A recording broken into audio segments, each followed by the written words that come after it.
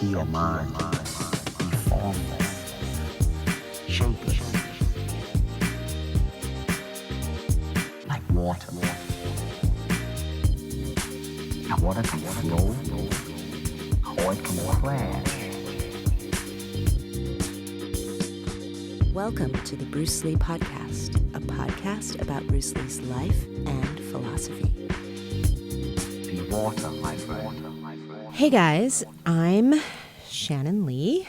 I am the daughter of Bruce Lee, but I am also the CEO of the Bruce Lee Family Company, which looks after my father's legacy, and I'm also sit on the board of the Bruce Lee Foundation, which is our public charity. And we're doing this podcast because I really wanted to have the opportunity to share my father's philosophy with a new generation of people who maybe aren't as familiar with his philosophy. And for those of you who know a little bit, maybe take it a little deeper and get an opportunity to dig into it and talk about it a little bit. So this is episode 2 of our podcast, Be Water, My Friend. And I'm also here with Sharon Lee. Hi. My friend and co-host here on the podcast, and she also works with us at the Bruce Lee Family Company. Yes, I do. I am the Chief Creative Officer and CMO. And this is a great experiment, and we're super excited to just talk about it because, you know, it's actually just a sharing of something that we naturally do at the office, where we're always just like investigating and talking about and questioning and also just trying to learn and find out more. And as Shannon said, you know, what's interesting about Bruce Lee's philosophy is that he died over 40 years ago, but there's this whole new generation of young people who are super attracted to the philosophy and are finding the philosophy through social media, our Facebook, our Twitter, and really connecting to it. So we've been watching that happen for the last few years.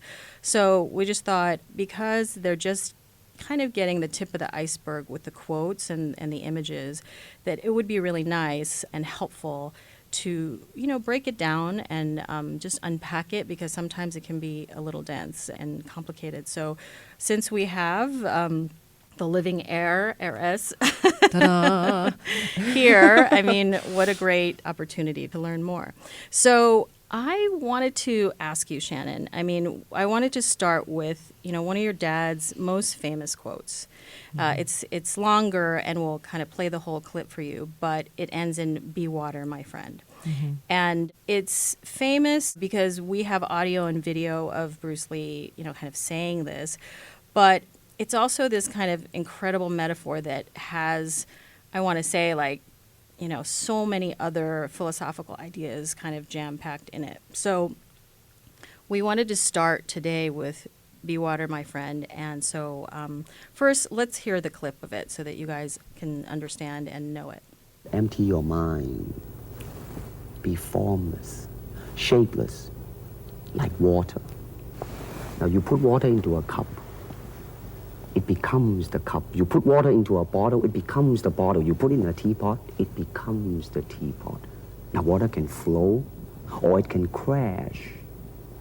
Be water, my friend. You know, that quote is so beautiful and poetic, and the way that your dad says it carries this kind of incredible momentum and energy. But if you don't understand what he means by "be water, my friend," and the larger metaphor, let's try to kind of break it down so that we can understand. So the first thing he says is empty your mind. Mm-hmm. So let's just start there. You know, let's have you tell us, what does he mean by this? Well, you know, I'm sure everybody has this experience. I know I do in our daily lives. A lot of times we have inner dialogue going on all the time. We're thinking about things. We're turning things over in our head. Well, should I say this? Should I do this? What did he mean by that? Da, da, da, da, da. And so our minds can be very busy. And, you know, my father, the very first thing he says is empty your mind, because he wants you to be in a state where you're open to receive. You've turned all of that clutter down, push it to the side, and really make yourself neutral and available and open to receive whatever is happening in the present moment, whatever anyone's going to do or say, or you're going to do or say, so that you're in a place where you're able to really receive in a non-judging way. You want to turn off the inner critic. You want to turn all of that off and just be this empty vessel that is ready to take in whatever is in front of you. So that's funny because in America, some people might think as an empty head as being like a dummy or somebody who like doesn't have knowledge, right? Because we are in a place and time where the actual acquisition of knowledge is very important, just having a lot of data and facts in your head. But you're saying that in this context, when your dad was saying empty your mind, really, it's about neutrality? It's really about heightened awareness, if you want to put it that way. It's actually a very active thing, right? Because it's hard, first of all, to turn all of those voices down and keep yourself in a very non-judgmental, open place, yet very aware. You're ready, you're listening, you're not tense, you're not, aggravated in any way, but it's actually neutrality in a very hyper-present way, in a very with awareness. So it's not passive, actually. So meaning that you're really actively trying not to judge yourself or the situation because that takes so much effort. You're just trying to get there and be, kind of aware of that. Right. And also your judgments limit the experience, right? Because if you already put a framework around it and you say like, oh, this person's going to say this thing and it's going to be really dumb, then that's what you're going to hear. You're going to hear something dumb, right? Right. But if you let that go, if you just say, I'm not going to judge it, I'm just going to make myself super open to the experience or the words or whatever it is, then you can really take it in and say, does this hit me in a certain way? Does this resonate with me? Okay, well, see, we just talked a lot just about the first 3 words, which is why this is like, it's almost like trying to understand a poem, because he was a poet and, he is very poetic in his speech. So it has this feeling, but it has this, really kind of jam-packedness about it. And so I'm glad you clarified that. Neutrality, but active awareness, hyper-awareness. The other thing that kind of I noticed that comes through is about this water being kind of a metaphor for life, as this kind of moving, ever-evolving process. Can you kind of explain what you think, what he meant? Well, life is a process, right? From the moment you're born till the moment that you pass away, it's really nonstop activity, right? I mean, you have so many experiences and you do so many things. And if you step back and look at life, you can almost look at it as a river that's flowing, right? And that you're in the current of. And so my father really used water as a metaphor for living, real active living. And, he would say, you don't want to be stale. You don't want to get stale. You want to keep on flowing, right? And the idea of that, if you think of water as a metaphor for life, when water is stagnant, what happens to it, right? It stops. It can start growing algae. It can get disease in it. It can not be drinkable. It cannot support life anymore. And ultimately, at some point, maybe it just evaporates or just turns into sludge, right? And so the idea is that water in its natural state always has some movement to it, even if it's a very slow movement, even if it's just a slow drip, forging away at a rock over time. It's constantly moving, and that life should be a flowing process. And if you find yourself getting stuck, then you need to take a look at that and find another way to flow around that obstacle. Yeah, and also he describes all of the different ways that water can be almost, so that, this is the form that it takes is also not static. So sometimes you're solid, sometimes you're a trickling stream. And so he must have, had occasion in his own life where these kinds of ideas really helped him get through his obstacles. So can you think of, just he had this incredible life. He had a family. He was a young guy, Asian American in Hollywood at a time when that wasn't common. How would he use this philosophy to just kind of get through? If you can tell us a story. Yeah. I think one of the most probably famous stories is that my father was discovered and he auditioned for a producer in Hollywood, and he ultimately got the role of Cato in The Green Hornet. And then after the show was canceled, he continued to try to work in Hollywood and was having a really tough time of it, a really hard time getting parts. Over time, he was actually up for a lead role in a TV series and was told, they couldn't have a Chinese man as a lead on a TV show in America. And so he was constantly sort of like hitting his head up against this wall and being told, you can't be a star in Hollywood. That wouldn't be accepted by American audiences and all of that. And at some point, he had to make a decision because he wasn't just going to say, give up. He wasn't just going to say, oh, you're right. Okay, I'll just go back to doing something else. Because he'd already sort of set a goal for himself. And so he said, well, what's the way around this rock or this boulder that's landed in the middle of my stream, right? And so he went to Hong Kong. And he took a trip there and sort of got the lay of the land. And he discovered that he had been a child actor a long time ago in Hong Kong when he was growing up there. And now that he had been on this American TV series, he was sort of seen as this hometown guy who had made it in Hollywood, even though we know he hadn't really made it. Not yet. Not yet. And but there was interest in saying, oh, well, why don't you come back to Hong Kong and do some movies here?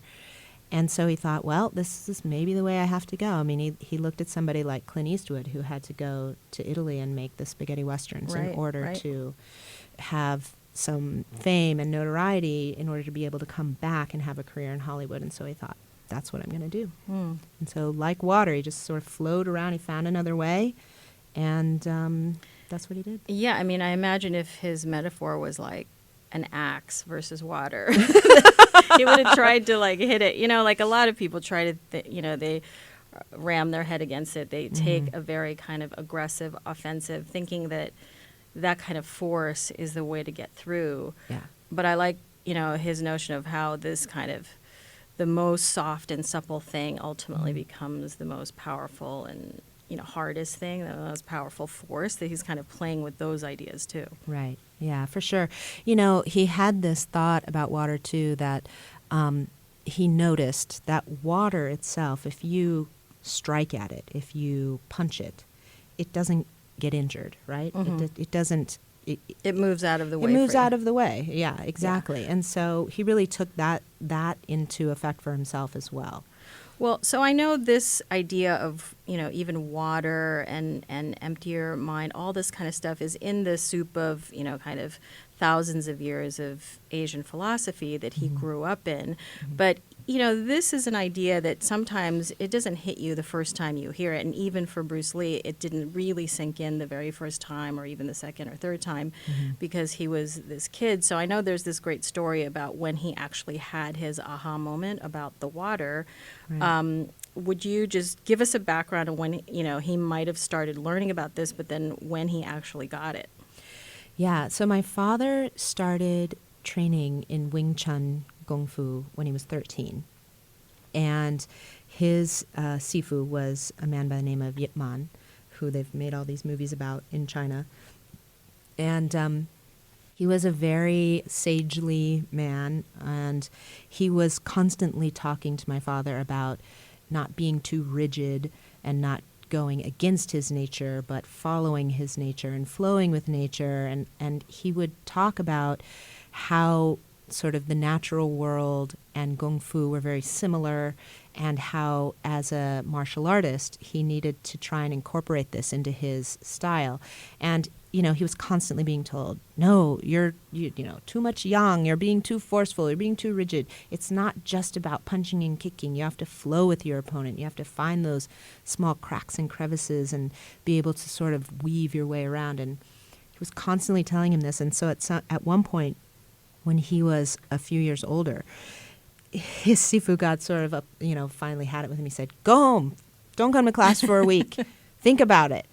And so he left, and he was out. He decided to take a boat and go out into the harbor, and he was drifting on the water in this boat, and he had his hand over the side, trailing in the ocean, and he was getting really frustrated with himself. Like, why couldn't I get this? Like, what is he trying to say to me? I don't understand. and at one point, he smacked the water really hard with his hand, and then all of a sudden, he was like, "Wait a minute! I just hit this water, and yet the water moved out of the way when I did that." And so then he sat up, and he reached in, and he grabbed the water with his hand, and it just kept going through his fingers. He's like, "I'm trying to grasp this as much as I can. Even if I put it into my hands and hold it there, at some point it finds its way through the cracks, and I can't grab it, I can't hurt it, and yet it's this soft, supple thing, but it can be the most powerful thing if you think about a typhoon or a giant wave, right? It can crash and smash on you." And he just suddenly had this epiphany, oh, that's what he's been trying to say to me. Well, it's interesting that you say that when he was taking this kind of hard-headed approach with himself, that it just wasn't working. Sometimes we get really aggressive with ourselves and almost talk to ourselves like this taskmaster or dictator, whatever horrible things you might say, you have to get this, you're not getting this. You beat yourself up. You beat yourself up. All of us do that. And it's everybody has that awful voice in their head. And it was almost when he was just I kind of imagine him just relaxing on this boat with his fingers just trailing over the edge of the water in this almost kind of halfway dreamlike state.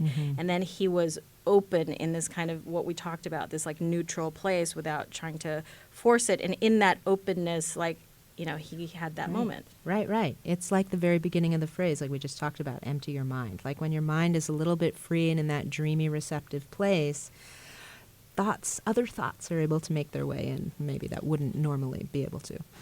Yeah, and in fact, when he was in judgment of himself and he wasn't in a neutral place, it was kind of why can't I get this? It was a complete wall. He wasn't getting it at all. Right. I want to talk about the whole kind of suppleness and pliability theme that's kind of part of this whole metaphor, because I feel today, we are in this hyper kind of technical world where there's a lot of modern technology, but on top of that, lots of data coming through, and also this kind of obsession that people are having with habits. There is this, and this is kind of goes in concert with our obsession of the brain. And we think if we could just figure out the pathway of how habits form, and if we could mimic other successful people's habits, then we can just be right there. And it's a kind of formulaic, rigid thinking that feels totally opposite to what your father, was saying here in this quote and just kind of how he was living. So, talk to us about that. How would he regard this modern state of just fixation on habits, mimicking other people's habits?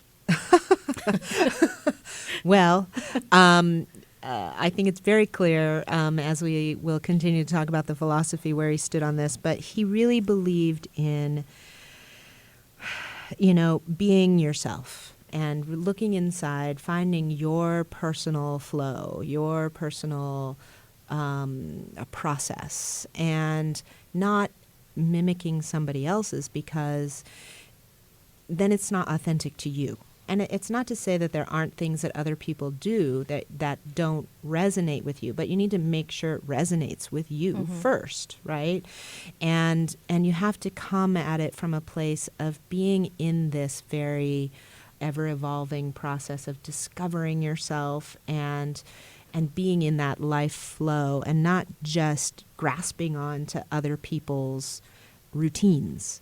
And really, the essence of being like water is this essence of being present, being very aware of yourself, and being able to sort of go with your own instinct, I think. And so this idea of just mimicking other people's habits or shortcutting that, which I think a lot of this is like an idea of like, okay, life hack. If I can do what that guy says works, then that'll work for me, and then I won't have to go through and actually learn the lesson for myself. I think we always learn best when it comes from within ourselves, when we really digest what's going on and break it down and understand it and then go, oh, okay, I get it. And then you can move on to the next thing. So for him, this idea of being not too rigid and not too formulaic and all of this sort of stuff is really about living your life. Well, I think that he was he was clearly a man who was getting in control of his energy and chi and getting the signal and very confident. But there's a lot of people, I think part of why people are mimicking other people's habits are because they are the exact opposite of what you just said, is like confident about who they are, trying to find out who they are.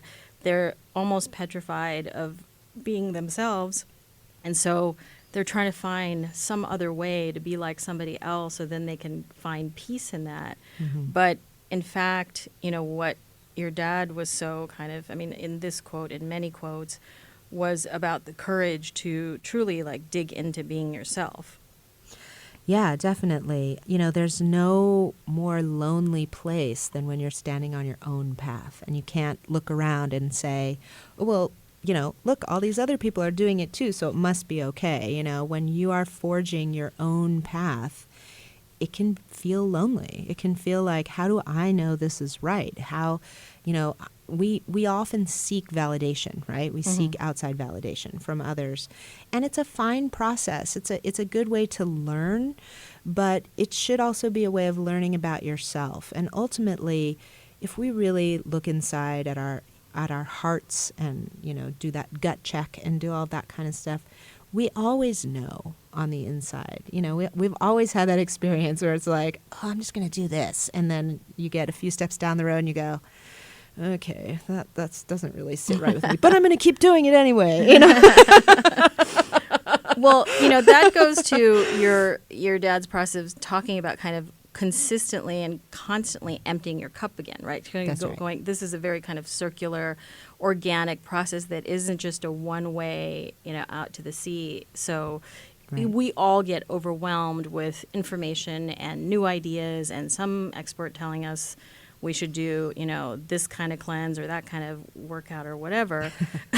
And we get overloaded. So, Yeah, he kept just talking about, if your cup is full, then there's no more room, right? There's no more room for anything new to get in, for any new idea, for any new feeling or thought. And so you just have to continue to empty that cup, continue to pour it out, and then you have the space for something new to come in. And it does require awareness. It does require a desire to be present and to want to figure these sorts of things out. But I think ultimately at the end of the day, we talk about peace of mind, right? And wanting to, get to a certain place. And that's why we're doing these cleanses and doing these workouts and adapting these things and all this sort of stuff. But peace of mind comes from within. It doesn't come from without, right? So at the end of the day, our bodies are super smart instruments,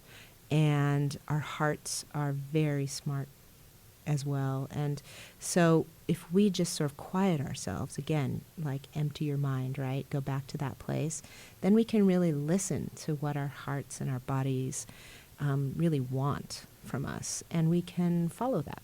This is not going unnoticed, but just, we're also biologically mostly watered. Like our bodies are made of water.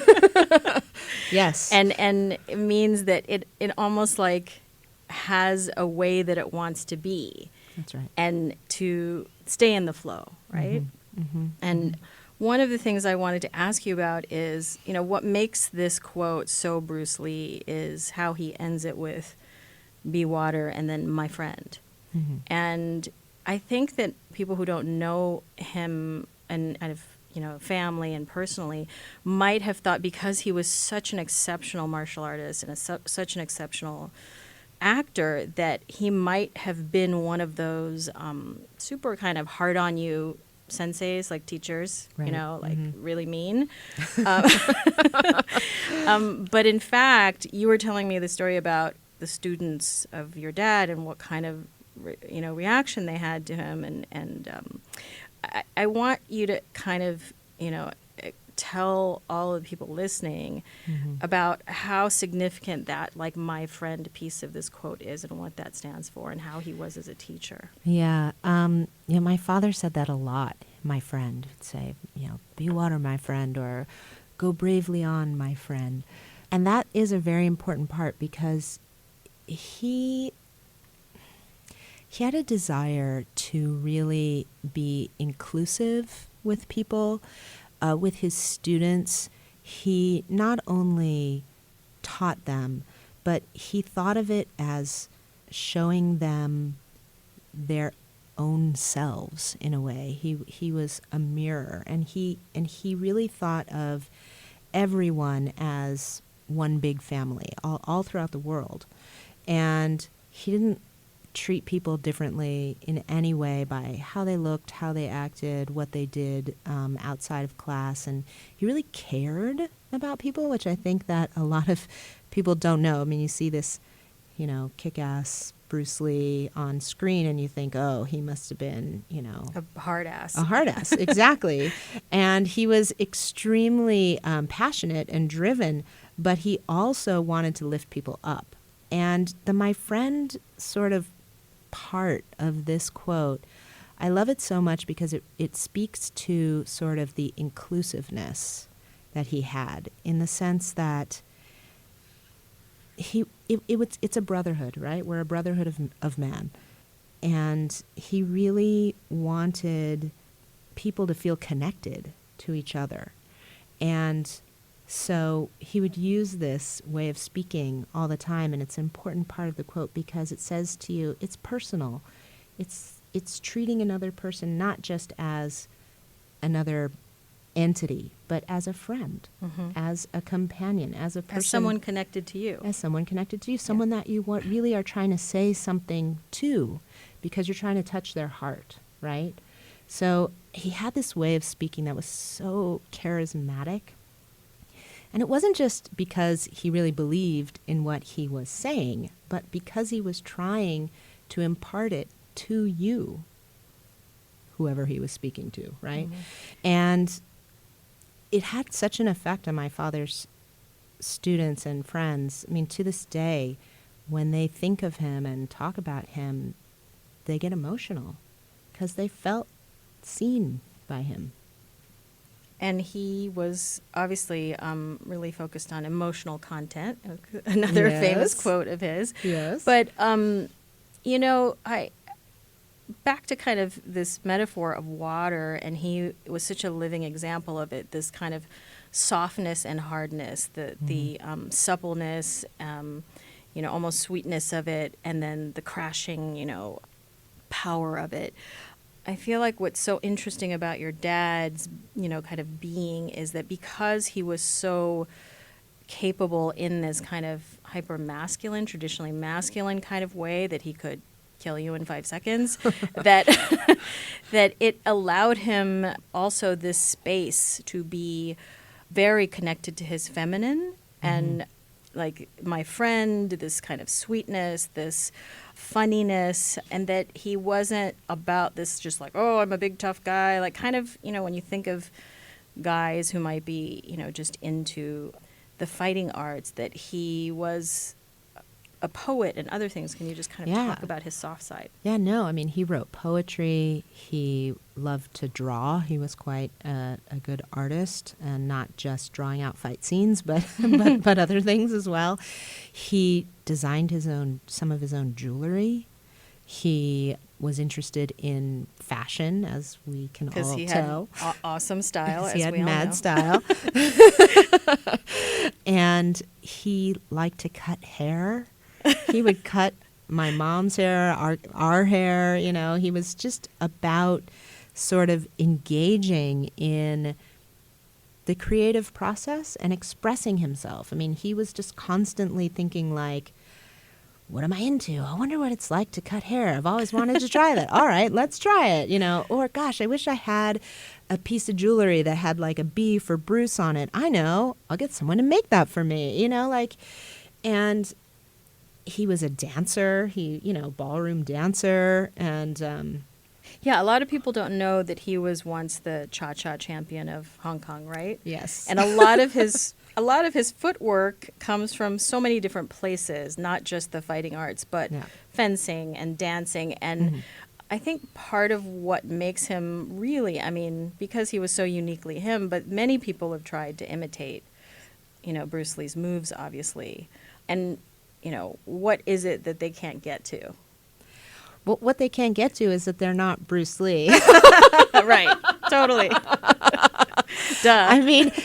His whole thing, the reason that he's so unique out in the world is because he was really trying with every day, everything he was doing to just get down to the essence of himself, right?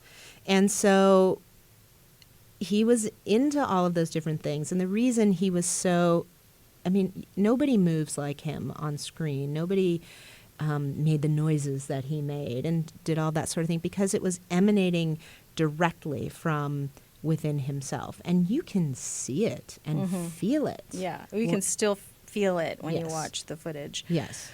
So when you're not, a total badass movie star, martial artist like your dad. Which I'm not. Yes, and most of us aren't.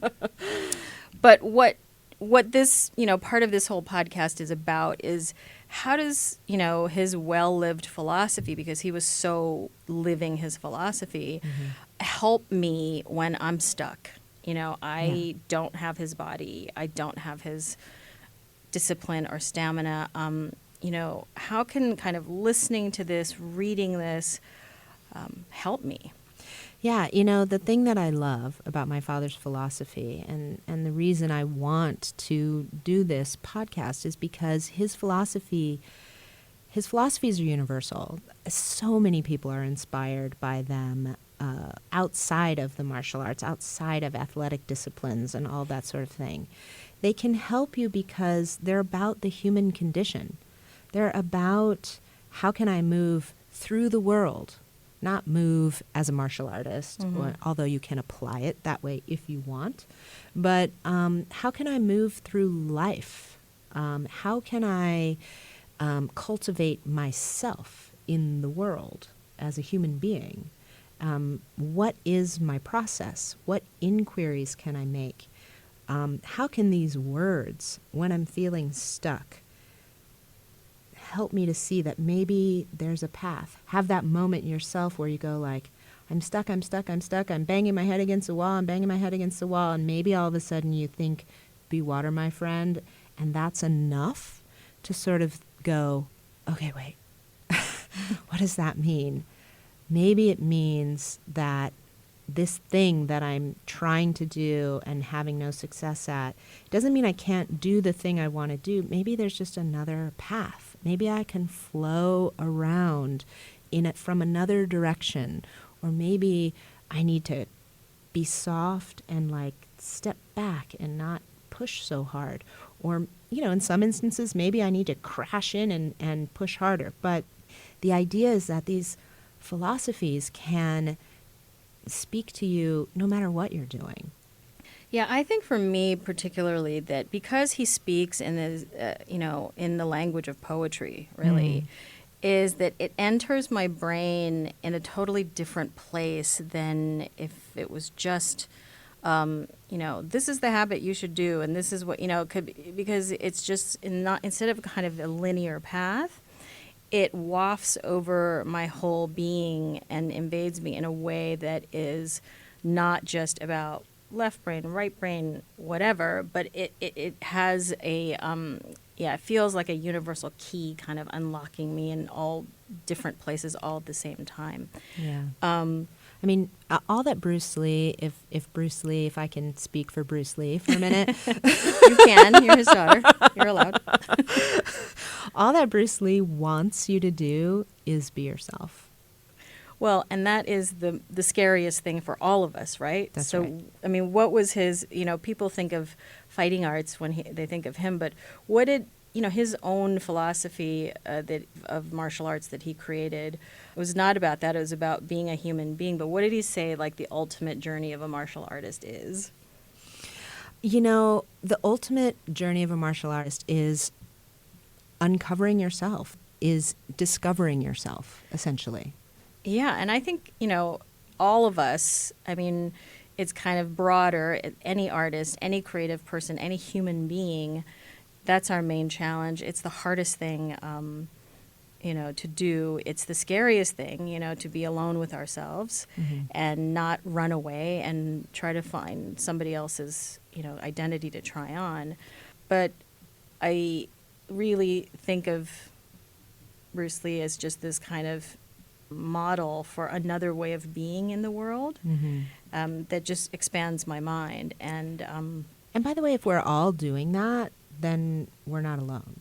Right. Right? No, we're all in it together, but we feel totally isolated. And Right. also, like building up walls because we don't want to seem vulnerable in front of our peers or whatever. But Well, and I think this goes back to the ending part of the quote, which is the "my friend" portion, which is that, Bruce Lee wants you to be on this path of self-discovery and flowing through life and discovering yourself and all of that.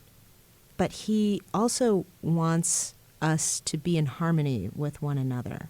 He wants us to have our arms around each other's shoulders and say, like, it's okay, we're all in this together, yeah, I mean, much like, water, wherever it is in harmony with the trees, the mountain, the ocean, Right. it's not invading any of these things. It is 100% itself. Right. But it is also in harmony with its brothers and sisters and surrounding, nature. Right. And so I think that's such a beautiful way to kind of close this out is we started with neutrality, emptying, and we're kind of ending with this idea of it's a constant flow. It's a constant state of being in this kind of supple space so that we can be fully alive, right? Right. I mean, he had another quote, which is, the meaning of life is that it is to be lived, right? That we're supposed to live our lives, whatever that means to us,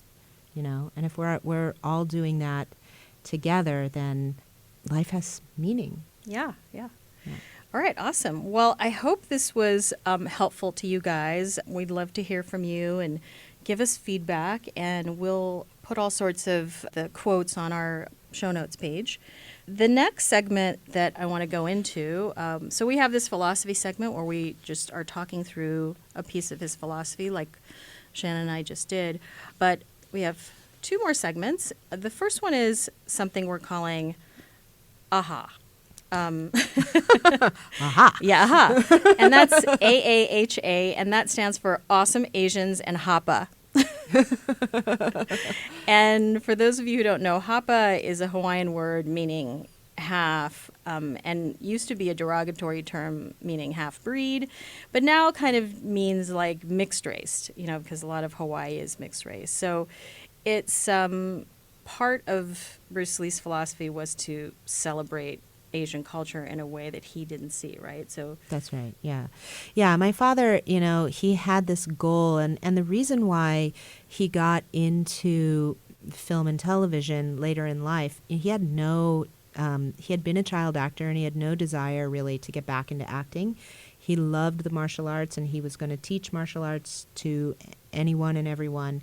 And then, of course, he was discovered, and then he realized that media was a way of showing the beauty of his culture, his Chinese culture, in an authentic way and in a big way that was not being seen, that was not being done. I mean, back in those days, you had, and even today, honestly, you have white actors playing Asian roles and still today, I know.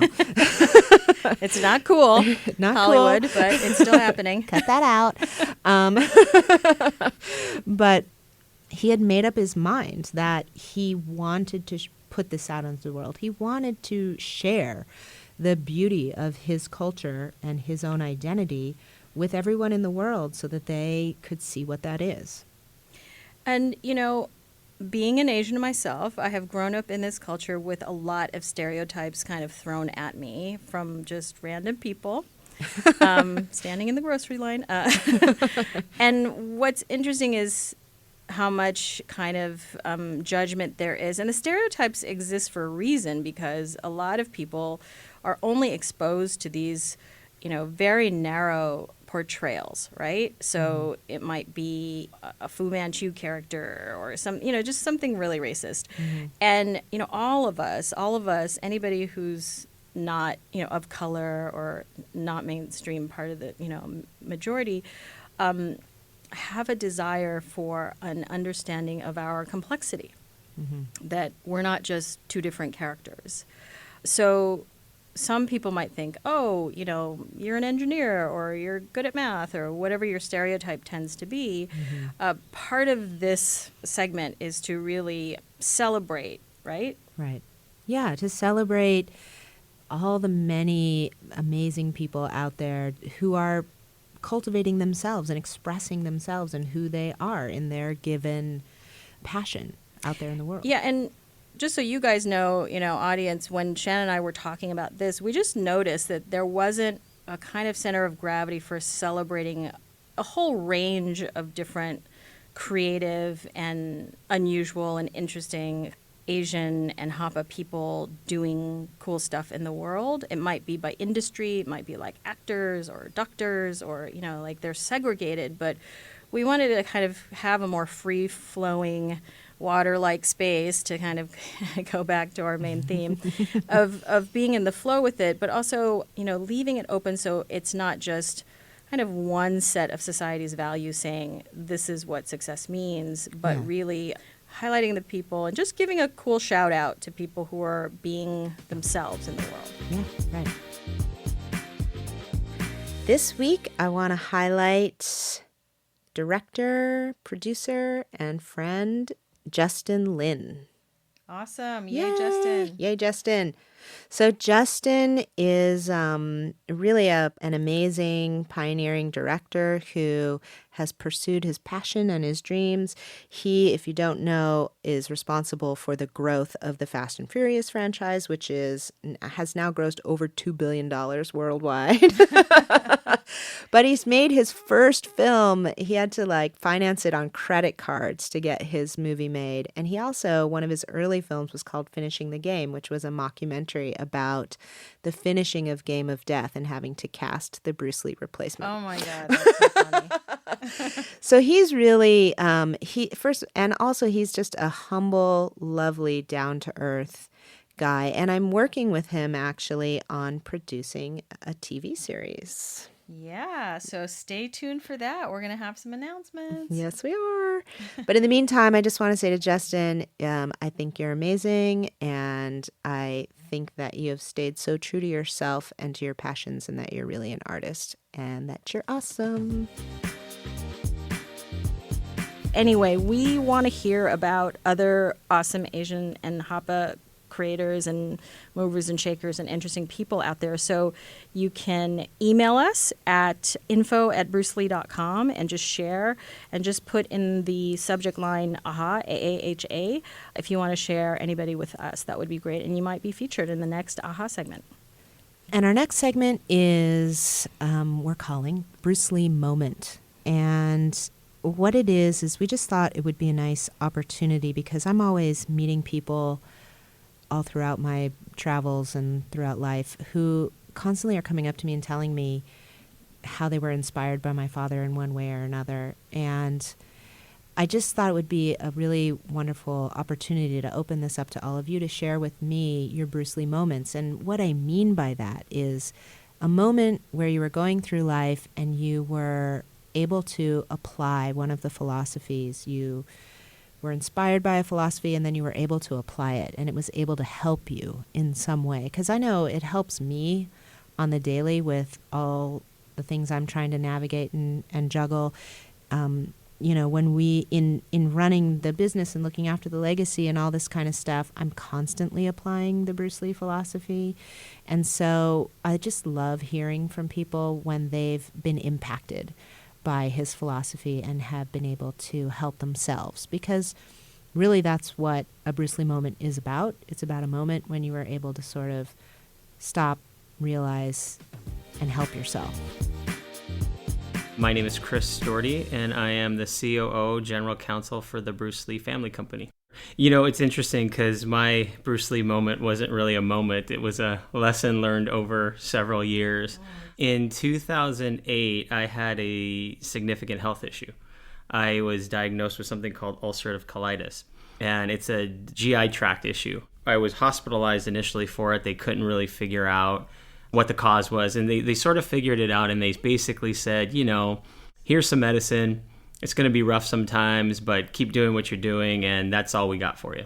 And so it went for a while, and I was really not feeling well, and I was unhealthy, but I just kept sort of banging my head against the wall, doing what I was told to do. And, fast forwarding maybe a couple years later, I had another really significant health issue, and I was hospitalized for 18 days. And after that bout, I came out of it thinking, man, maybe there's something I should try. Maybe I should try something different. And so I did. I started looking at different things, and there was one thing that popped up that there was a diet that some people had tried, and it really worked. And I said, even going into it, to be honest with you, I was still resenting it. I was like, I don't want to change it. I'm not going to change. And part of my thought was, I'm going to try this thing, and then I'm going to cross it off my list because it's not going to work, and then I'm going to go back to what I'm doing because that's the right way. And, when you try this diet, they say, try it for a month, and you'll know whether or not it's going to work for you. I tried it, and in about 4 days, I had felt better than I had in the last, 6 years. And so I continued on with it, and it really works for me, and I was able to recover completely and feel more energy and stronger, and to me, the whole experience was metaphoric in a sense. I mean, what it really taught me was, to me, be water, right? I mean, this concept that there's the fluidity of it, to move. There's an obstacle in front of you instead of banging your head against the wall. I mean, literally, this is what I was doing for years. There's other way you investigate things, you try things. There's not set rules. There's not the right way. There's a lot of ways to investigate things. And, I look back and so while I was going through it, I was doing everything but being like water, but I think that the lesson I learned at the end of it was exactly what I was saying, just to be able to approach things with an open mind, to investigate, to, that there isn't a right way, that you don't have to just try to muscle your way through everything. We want to hear from you guys about your Bruce Lee moment. And you can use the hashtag Bruce Lee moment, and when you're posting on your social feed, or you can email us an audio clip, a short audio clip, or voice memo to info@brucelee.com. Thank you guys so much for listening. And, this whole thing is still an experiment, and we are also kind of in the flow of being like water. So we want to hear from you, and we'd like to co-create, the rest of these episodes with you. So thanks so much for listening, and we'll be back. And Shannon? Yeah, we're going to be adaptable just like water is. So if there's some particular part of this that you're loving or some part that you're not loving, please let us know so we can figure out how best to speak to you. And I just really appreciate the opportunity to be able to share this aspect of my father's legacy, which is so meaningful to me, because it really and truly is. It's why I do what I do. You can find show notes on brucelee.com. Remember to follow us on @BruceLee on all social channels. And please subscribe to our podcast in iTunes, SoundCloud, and Stitcher. You can email us or send us a short voice memo at hello@brucelee.com. Be water, my friend.